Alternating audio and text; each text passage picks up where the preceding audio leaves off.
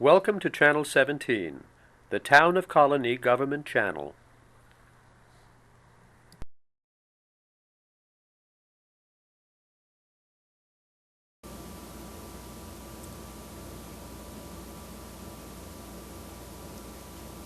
Hi, my name is Bill R. I'm a recovering addict, and this is Inside Addiction. So, Bill, tell me a little bit about how it was growing up for you. Well, I came from a very dysfunctional family.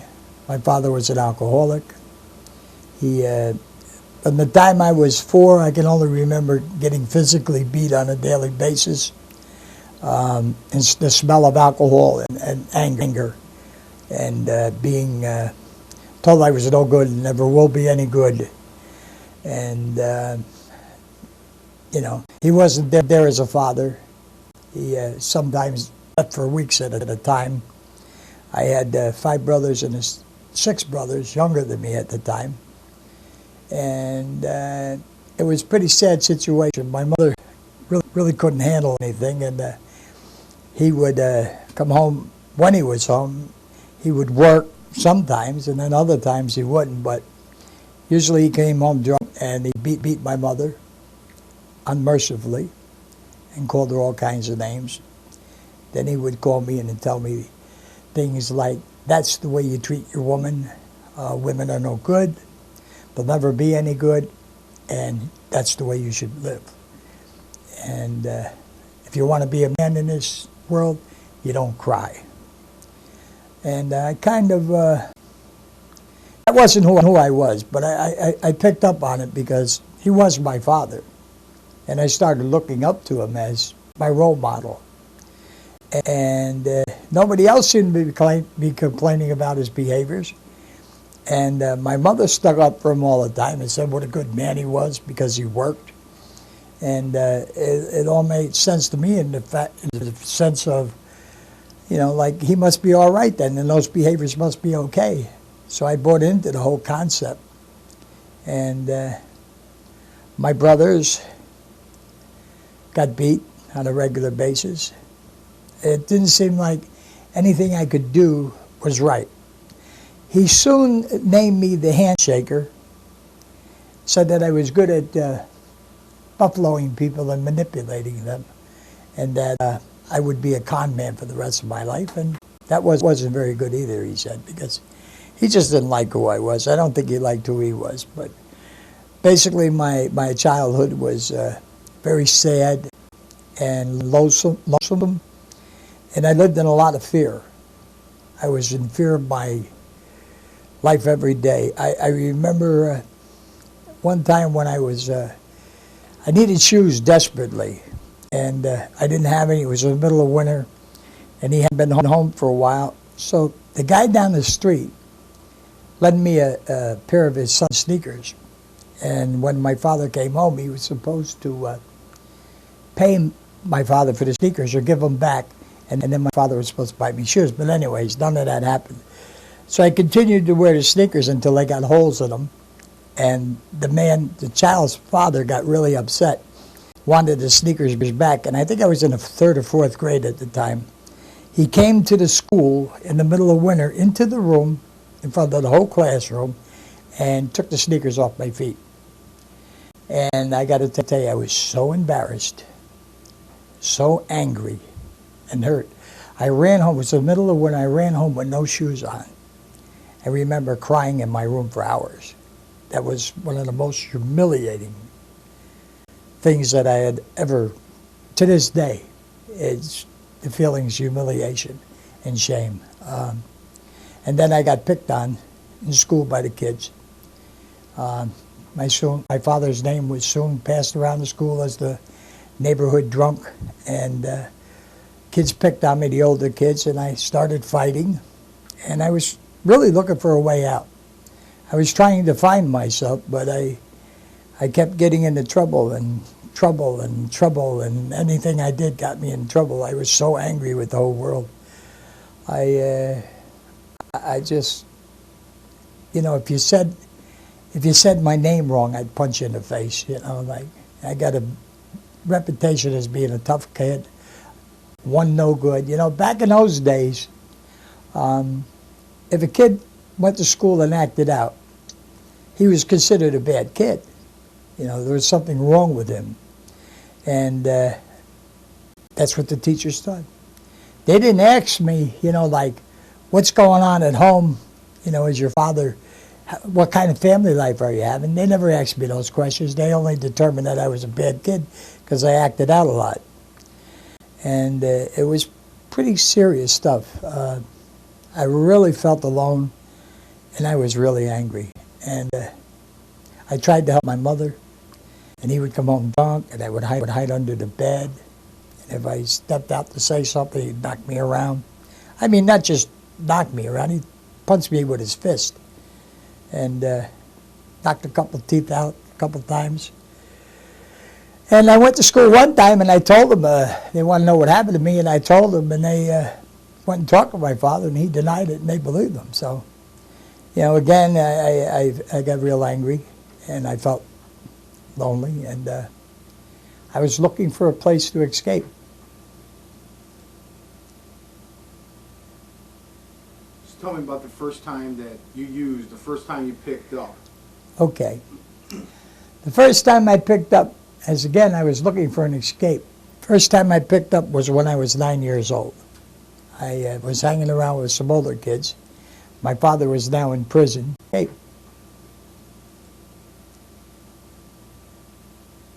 Just tell me about the first time that you used, the first time you picked up. Okay.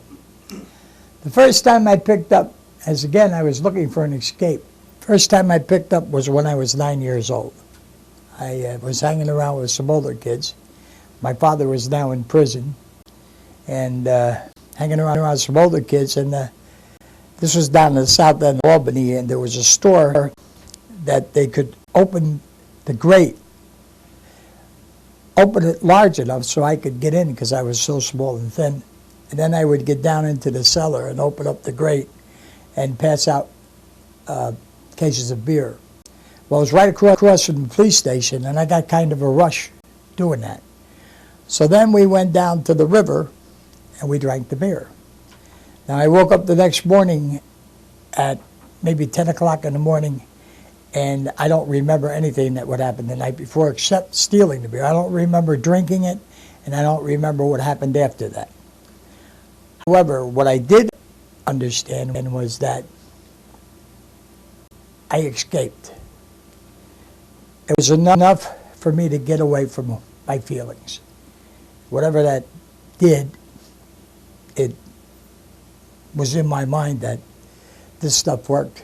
Not only did it do that, you know, I became accepted by my peers, the older guys in the neighborhood, and I continued to do that kind of stuff.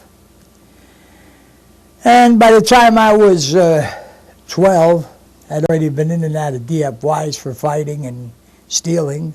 By the time I was 12, 13, I was already experiencing withdrawal symptoms from my use of alcohol. I stole. I'd go in liquor stores and steal bottles and run away. The older guys would give me stuff. I was getting the shakes in the morning. After I drank, I was sleeping on park benches. I started running away from home early on. First time I ran away from home, I was 10. I snuck on a bus to Rhode Island, spent 2 months there. And while I was there, I was abused, trying to live in the streets. You know, men took advantage of me. And I wasn't very happy about that. Then they caught me, they brought me back. I ran away, and, you know, I think most of my life was spent escaping and running away from who I was, or whatever somebody said I was. Anyways, things led to things, and I really, really paid the price. I stopped going to school. I wasn't going to school. I got in fights in school, and it all continued, and the DFYs stuff, and then the reform schools, and usually every time that I got in trouble, it was surrounding my use of alcohol at that time. You know, stealing or fighting or doing all of that stuff, I remember walking into, actually there's a guy that I know now that when I went to the first DFY detention center, I walked in the door, he said hi to me, I punched him in the face. You know, like, and we still talk about that today, you know. That's the kind of guy I was. I was a tough guy, you know. I wanted you to know, I wanted you or anybody else to pay for the pain that I had suffered. And I was in a lot of pain. I drank and drank until I couldn't drink anymore. And then, you know, I'd be sleeping down at Capitol Park on the park benches, 4 o'clock in the morning. The police would be waking me up, telling me I can't do that, I need to go home. I didn't want to go home because I wasn't happy at home, you know. Then they put me in a reform school, or actually they put me in LaSalle this one time. LaSalle School for Boys in Albany. And for the first time in my life, I really felt like things were going well. You know, like I was getting 3 meals a day. They were giving me clothes. They were sending me to school. You know, my life was like somewhat stable. Then my father got out of prison. He came to the school. He talked me into running away with him to Massachusetts, and he promised me that all things would change. And I said yes, and I thought there was some hope there, and I went to Massachusetts, and shortly after we got there, within a month, it started all over again. And now I'm older, and I decide to leave. And now I'm older, and I decide to leave. So tell me about the progression of your addiction as you got older. Okay. So now alcohol's not working for me basically anymore. So then I start looking around for other drugs, and I find amphetamines. And I remember early on it was like I'd count them in my hand. I said 1 will make me happy, 2 will make me gay, and 3 will take all my fucking problems away. And I started doing amphetamines, and I thought I'd found heaven. And I quickly built up a tolerance to that. I learned how to write my own prescriptions. I stole prescriptions pads from doctors. I went into the PDR. I figured out what I could do and how I could do it. I copied signatures off these doctors. I did a lot of research in how to get those drugs. And there were certain doctors around at the time that you could, they would, you know, give you what you wanted. And if you knew what to say, then they would give it to you anyway, because they started using it for weight gain back then.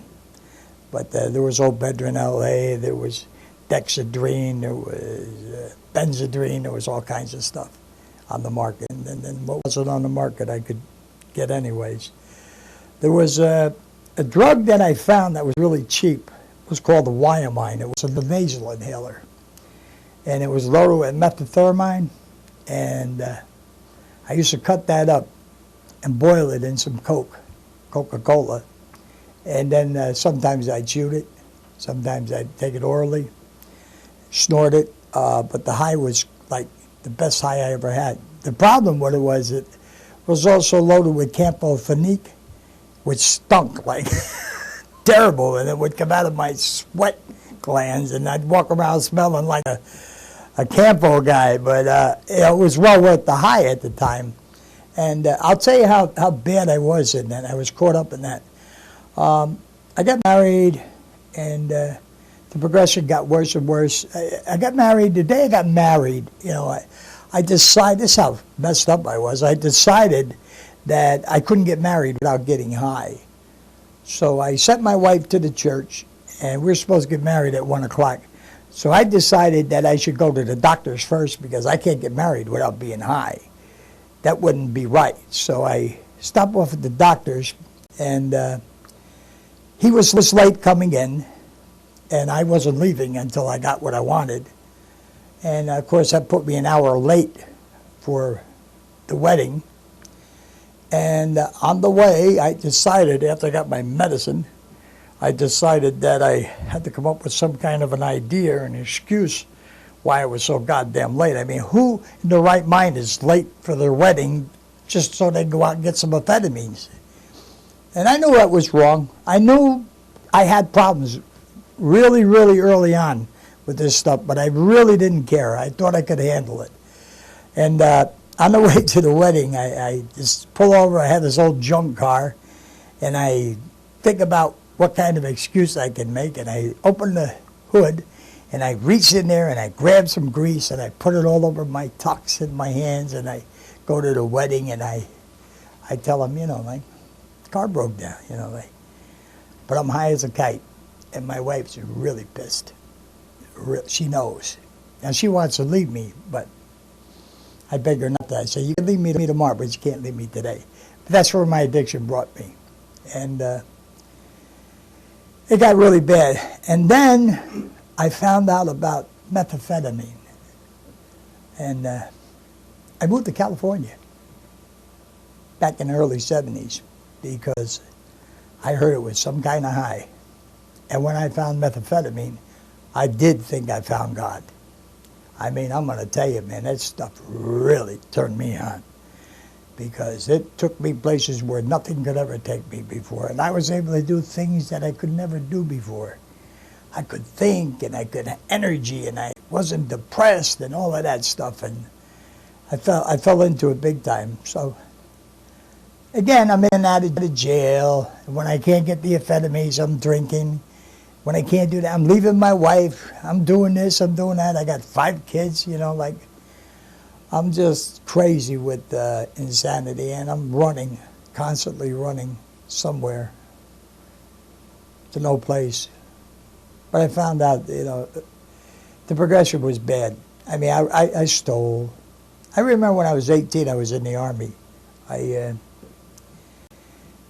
was on a Sunday, and you couldn't buy booze on a Sunday in North Carolina.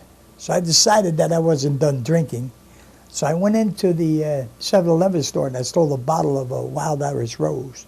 I put it under my coat, and as I'm walking out, I bump into a cop. The Wild Irish Rose falls out and breaks down on the thing. I turn around, he puts the cuffs on me, I go to jail. Well, you know what? Even after a few years of recovery, I never owned the responsibility for that. I thought that it was the cop's fault. If it wasn't for the cop hitting me, it would have never happened. Never once did I think or want to own responsibility for my behavior in that action. Actually, I never wanted to own responsibility for any of my behaviors when I was using. Nothing. And in other words, nothing that was my fault. Everything belonged to everybody else. So the progression was bad. And towards the end, I gained what they call a tolerance level, but only it started to reverse. So if I took a shot of liquor, I'd fall on my butt. And if I took 300 hits of methamphetamine, I would stutter and stupor, and my eyes would get blind. And I couldn't see, and I'd be stumbling all over the place. So my body actually got over-toxified, and I wasn't able to handle it anymore. So tell me the point when you knew you needed help. Okay. It was, well, I always knew I needed help, but the time that I made a decision to get help, there wasn't any one thing that brought me to that point. It was like a sequence of events. You know, my kid sister got killed by a drunk driver, and then I used to cash these prescriptions, and at the time the New York State Drug Enforcement people were looking for me, and I'd be going to different doctors, writing my own scripts, and they were on the lookout for me. So I took my wife to a drugstore one day, and I told her that she needed to go in and cash a script for me. She basically refused to do it, but I told her if she didn't, I'd beat the hell out of her. And I would have. So anyway, she brought the prescription in. They said it's not ready yet. I said, all right, so we'll leave. So we left and we went for about 20 minutes somewhere, and we came back. And she didn't come out. And I knew there was something wrong. So now I got a van. I got my 5 kids in the van. And she don't come out. I know there's something wrong, so I take off.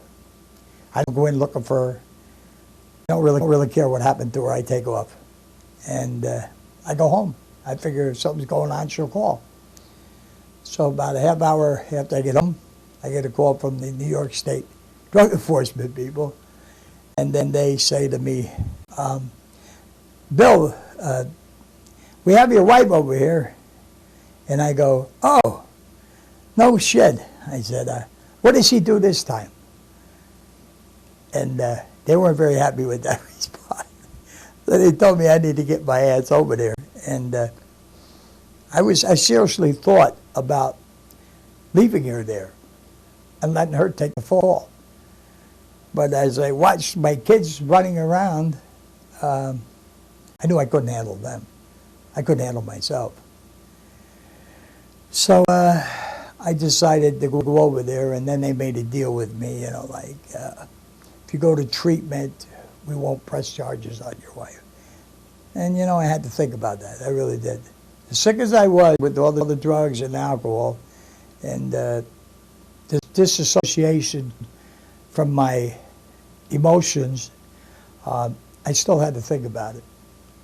You know, I was arrested a lot of times for dumb stuff. Really dumb stuff. You know, while I was crashing from the methamphetamine or some other thing. Anyways, I got so detached from my feelings. When I was doing something, I would look out and see myself running around, and I would say to myself, Jesus, somebody needs to stop that guy. That guy needs help. And I was talking about myself, but I couldn't connect it with me. You know, it was really bad. And then I went to the rehab, and I didn't go willingly. I mean, I went there because they said that, you know, if I didn't go, they put my wife in jail. And on the way, I started drinking, and I left here Albany at 1 o'clock in the afternoon and got to Conifer Park at 4 o'clock the next morning, and blew in a BAC machine, and it blew a .26. Of course, they asked me if I had been drinking. I denied it. You know, part of what the denial process is. However, on the way up, as I started drinking, I came up with this idea in my alcohol-diluted brain that if I went there and there wasn't a detox, they couldn't keep me. So that way I could tell the police that I went there, but they didn't keep me, and I did my part of the deal. And although when I got there, I soon found out they had a detox. So tell me. And although when I got there, I soon found out they had a detox. So tell me how it's been since you got sober. Okay. So that's when I started getting sober. And it's been one hell of a trip. I know that when I was in rehab, they asked me to go to Narcotics Anonymous meetings, and I really didn't want to go because, you know, although I was sick and destitute and in despair, I didn't know if I wanted to trust my life to some other addicts. And I did go. I agreed to go. And about 2 years after I was in the program, I had stayed clean, I got arrested. And up until that point in time, I was still, I'd say, on the edge of, you know, still using. And people in the program told me that, Bill, you got to have blind faith. Just keep coming back. And I kept going back, and I was still angry. There was nothing had really changed. I was still an angry guy. I would go to meetings, kick chairs around, yell at people, offer people outside to fight. I didn't know how to handle my emotions. I'd have to run out of the house or go to a meeting because I couldn't handle my kids. It was nuts. I was nuts.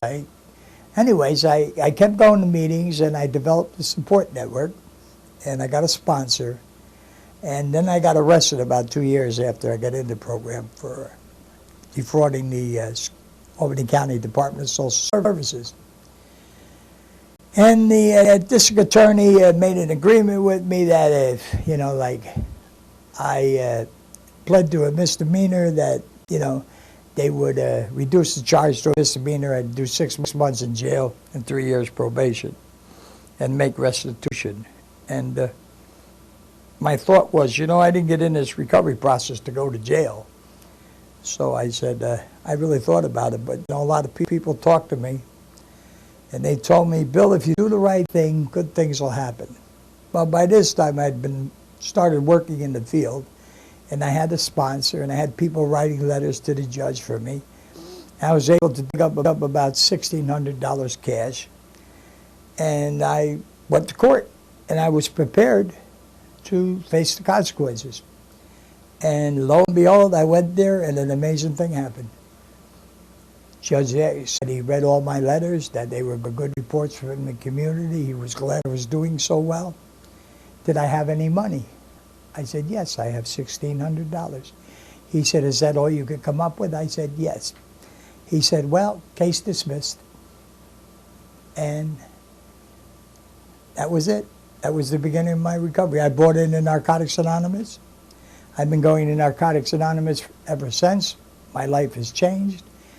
There's been big differences in my life in Narcotics Anonymous and recovery before. Before I came into Narcotics Anonymous, I never worked a day in my life before I came into recovery. And that's proven by my income from Social Security statements that they send you every year. And I didn't start working until 1987. And since then, I'm making a lot of money. So, Bill, what would be your message to anybody out there still sick and suffering, or final thoughts and your message about recovery to others? It's an interesting question. I would say that there's hope. Where there's life, there is hope. And that if you follow the way, you see, it's not important what you're doing when people are watching. It's important what I'm doing when people aren't watching. It's important that I make the changes that I need to make in order to recover. Sometimes we need to take our pride, put it in our back pocket, and sit on it, because sometimes it gets us in a lot of unnecessary trouble. I think that when people own responsibility for their actions, they grow, they become mature, and if you want a good recovery, that's what you have to do. You have to own responsibility for your actions and your behaviors. You continue to follow the way. I'm a great one for self-help, Narcotics Anonymous, and somebody once told me that if I was to get 20 years in recovery, the best way for me to get 21 would be to continue doing what I did for the first 20 years. And how many years did you just celebrate? 24.